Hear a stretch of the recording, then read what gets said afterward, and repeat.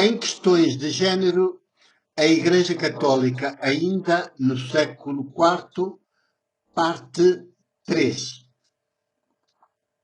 A linha H.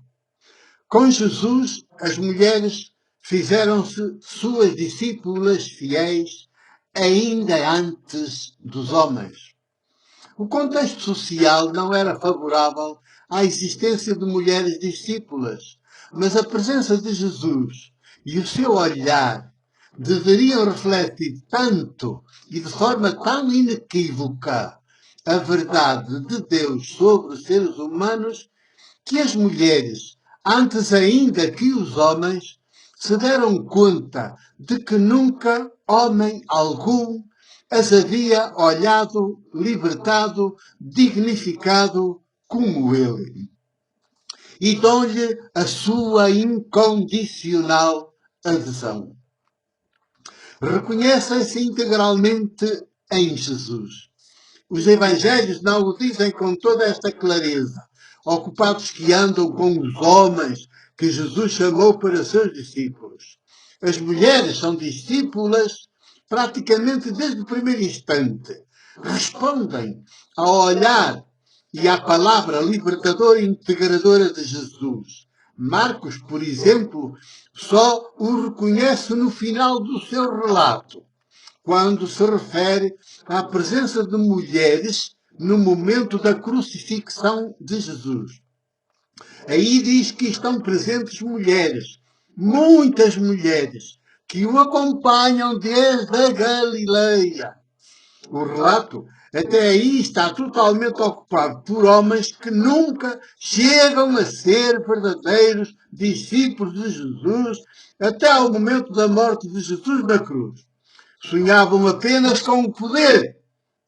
Jesus bem explica as coisas em particular, mas eles, cegos pela sede do poder, são como calhaus.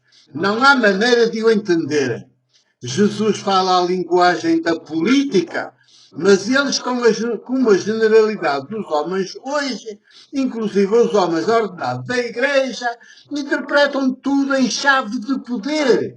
A única linguagem que entendem, para a sua desgraça e desgraça de toda a humanidade.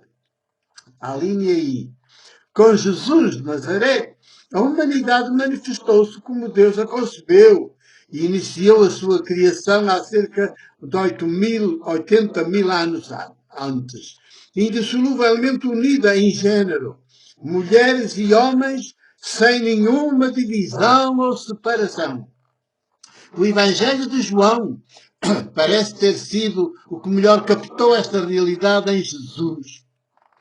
No seu relato, sempre nos apresenta Jesus, nos momentos das grandes epifanias e decisões, não sozinho, mas em casal, indissoluvelmente unido a uma figura de mulher.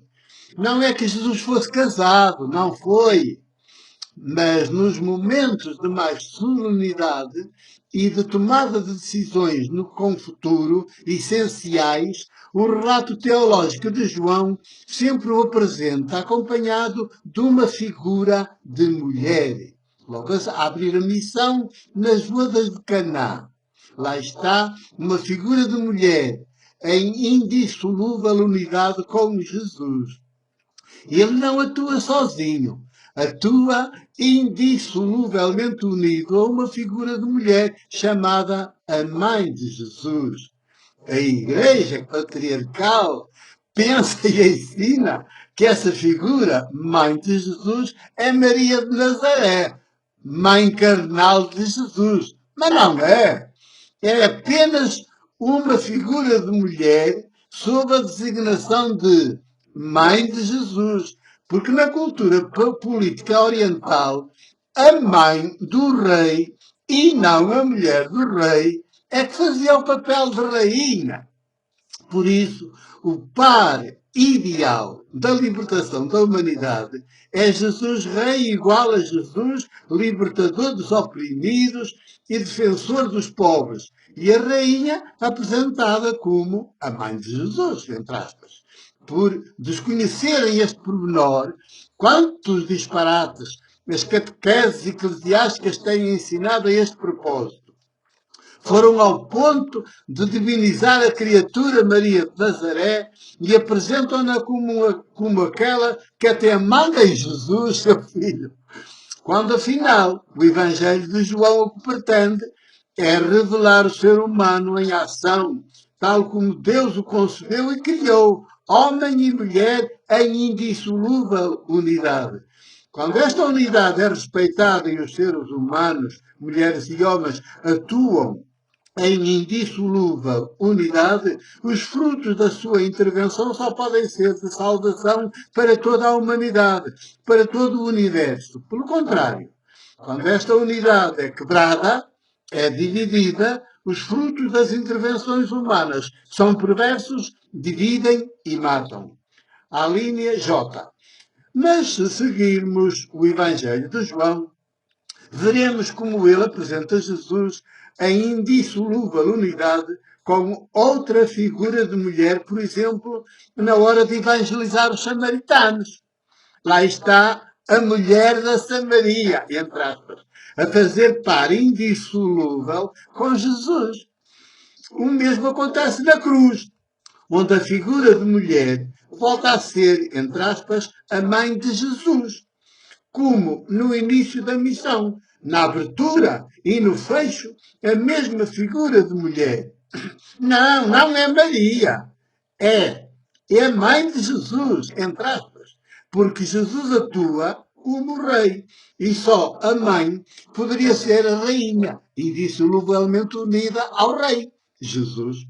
Porém, depois da morte da cruz, no primeiro dia da nova criação, uma espécie de réplica ao relato mítico das origens, o Evangelho de João apresenta-nos Jesus ressuscitado no jardim a fazer par com outra figura de mulher chamada Maria Madalena.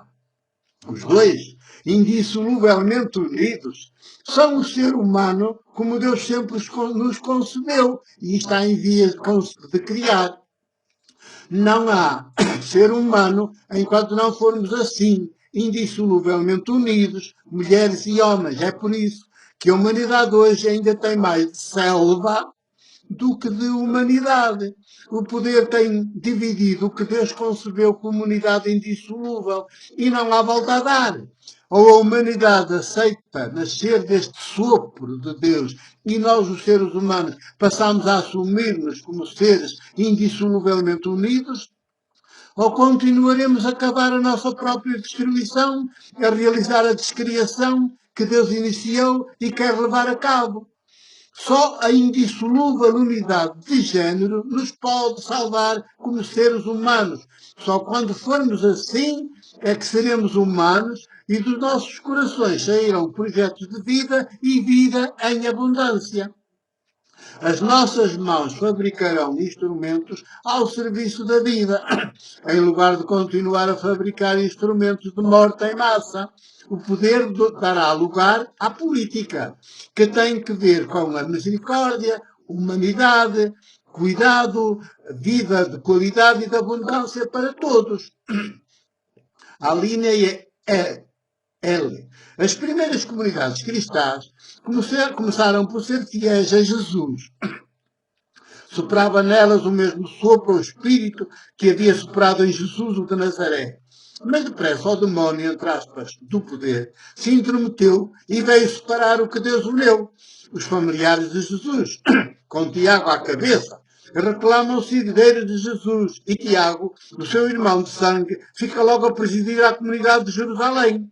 O que valeu é a ação do Espírito Santo da história, foi que outras comunidades, como as comunidades de base hoje, nasceram do sopro ao Espírito de Jesus e mantiveram-se comunidade de mulheres e de homens em indissolúvel unidade. Foram estas comunidades nas margens do judaísmo oficial, fortemente patriarcal, constituídas por judeus da diáspora e mulheres e homens procedentes do mundo greco-romano, que salvaram o Evangelho e a originalidade do projeto de Jesus, o essencial da sua prática, com mulheres e homens em indissolúvel unidade e por isso também em radical igualdade. Os Atos dos Apóstolos referem-se-lhes ainda que discretamente, falam concretamente da mãe de João Marcos, em cuja casa se reunia a comunidade, constituída por mulheres e homens em indissolúvel unidade, presidida por ela, como sua presbítera. Foi, de resto, esta comunidade que tornou possível o aparecimento do Evangelho de Marcos, sem dúvida o primeiro dos 4 evangelhos canónicos e aquele que melhor nos apresenta Jesus como ser humano em indissolúvel unidade com toda a humanidade nos antípodas do poder. A linha M. Toda esta novidade de Deus sobre o ser humano, protagonizada e revelada por Jesus e continuada depois nas primeiras comunidades cristãs jesuânicas espiritualmente alimentadas pelo Evangelho de Marcos, veio a perder-se quase por completo quando da inculturação do cristianismo no mundo greco-romano, onde as mulheres eram olhadas e tratadas como seres inferiores, diabolizadas e escravas, que os homens utilizavam a seu belo prazer para se implantarem no meio. As comunidades sacrificaram muito da originalidade de Jesus em nome de uma maior eficácia na missão. E esse mundo greco-romano não aceitaria que as mulheres aparecessem em dissolúvel unidade com os homens, de modo que as comunidades cederam ao ambiente social e cultural e começaram a centrar tudo nos homens, inclusive adotam os códigos de comportamento da sociedade envolvente no interior das comunidades. O próprio São Paulo claudicou e escreve nas suas cartas orientações pastorais que na prática são o anti-evangelho de Jesus, nomeadamente quando diz como as mulheres se devem comportar durante as assembleias, na sua relação com os maridos e na sociedade. Inclusive, regressa ao primitivo relato mítico das origens, como se o segundo relato não tivesse corrigido primeiro e como se Jesus não tivesse realizado até ao extremo a indissolúvel unidade dos seres humanos, mulheres e homens. E ficamos por aqui com o meu abraço e o meu beijo.